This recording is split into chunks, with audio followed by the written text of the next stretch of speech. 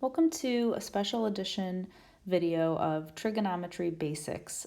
If you do not have a unit circle, I just recommend Googling unit circle PDF or something and finding a nice one. That's how I got this one. It's nice and clear and easy to read. Now, the unit circle, I'm not going to go into depth about all these radians here, all these angle measures. If you'd like, you can definitely do a deep dive on YouTube if you care about the Y's. I just want you to understand how to use this for right now. So if you notice that these main angles, pi over 6, pi over 4, pi over 3, and any of the pi over 2's and pi's, those are families, right? They're all over 3, 4, 6, 3, 4, 6, 3, 4, 6, and so on. Then we have every half a pi is 90 degrees. So we start at 0 degrees, we move 90 degrees here. We've traveled 90 degrees. That's half a pi. Another half a pi to get to a whole pi. Another half a pi to get to 1.5 pi's, 3 pi over 2. And finally, another half a pi to get to 2 pi back to the start. So this location is actually also called 2 pi, which it doesn't have written on here, but it is. Anytime you have something with pi, that is called the radian measure. So pi over 6 is really also 30 degrees. Pi over 4 is also 45 degrees, and pi over 3 is 60 degrees. So if you have 2 pi over 3's, you've gone 60 and another 60 to 120. Anyway, let's focus on how cosine, sine, tangent, those 6 trig ratios, how they play into this. So every single coordinate on here, every xy coordinate, the x is the cosine of that angle, the cosine of theta, and the y is the sine of that angle. So that's something that we need to understand. That's the first main thing you need to understand. The second main thing that you need to understand is that the tangent is sine divided by cosine, or y divided by x. The third main thing you have to understand is the reciprocal relationship, that the cosecant is 1 over sine, or 1 over y, which just means the reciprocal of y. The secant,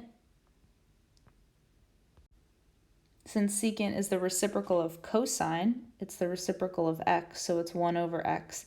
Now, if you're finding 1 over something, that means just flip something. So if you're flipping root 2 over 2, you just flip it. Don't try to do complex fractions, craziness. The last one is that the cotangent is the reciprocal of tangent, so the reciprocal of tangent would be x over y.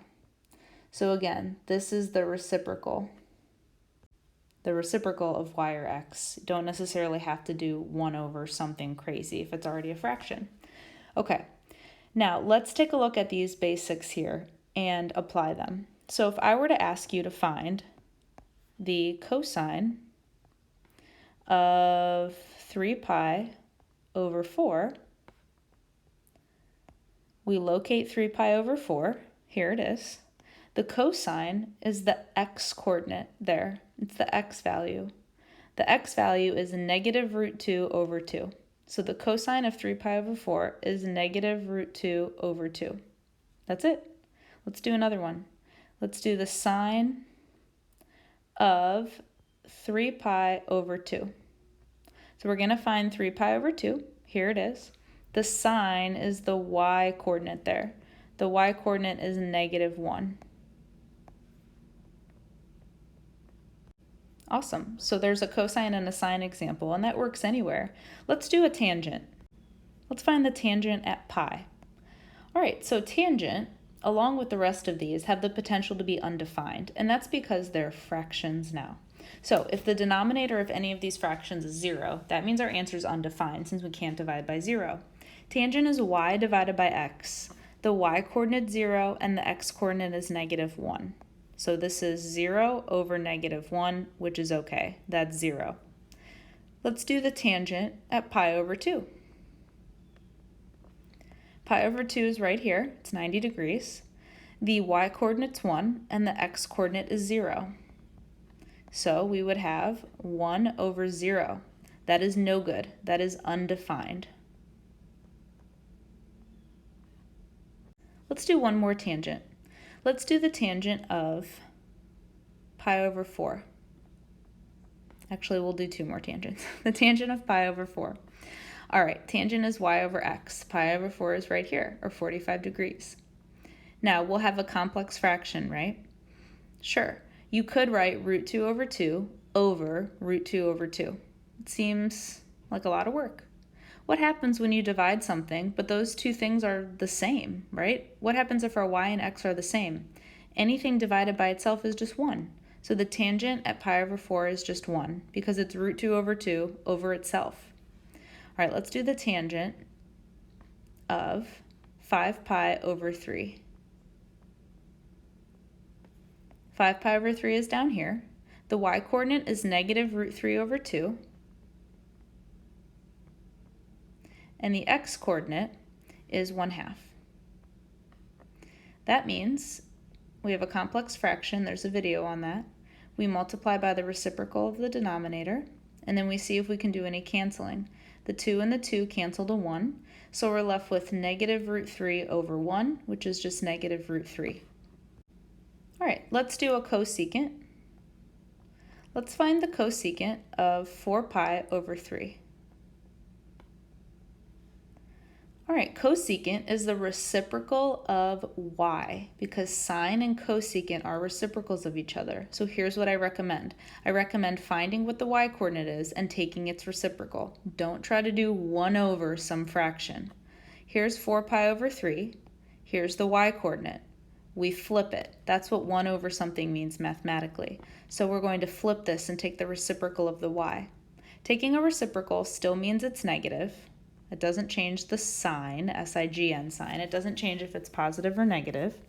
Now we need to rationalize since we have a root in the denominator. So we're left with negative 2 root 3 over 3. Let's do a secant example. Let's do the secant of pi over 2. All right. So pi over 2 is right here, and we want to take the reciprocal of x. Now, if it's just one number, the reciprocal would be 1 over that thing. So the x value is 0, so it's going to be 1 over 0, which is undefined. We cannot have a 0 in the denominator. Let's do a cotangent example. Let's find the cotangent of 11 pi over 6. The cotangent is the x-coordinate divided by the y-coordinate. Here's our x-coordinate, here's our y-coordinate. So we'll have root 3 over 2 divided by negative 1/2. So that gives us root 3 over 2 times negative 2 over 1. The 2's will cancel and we'll get negative root 3 as our final answer. That is just a quick video about the trig basics, making sure you understand that x is the cosine, y is the sine. Everything else falls into place from there. Understanding the reciprocals and the relationship between tangent and cotangent, making sure you have a unit circle in order to reference.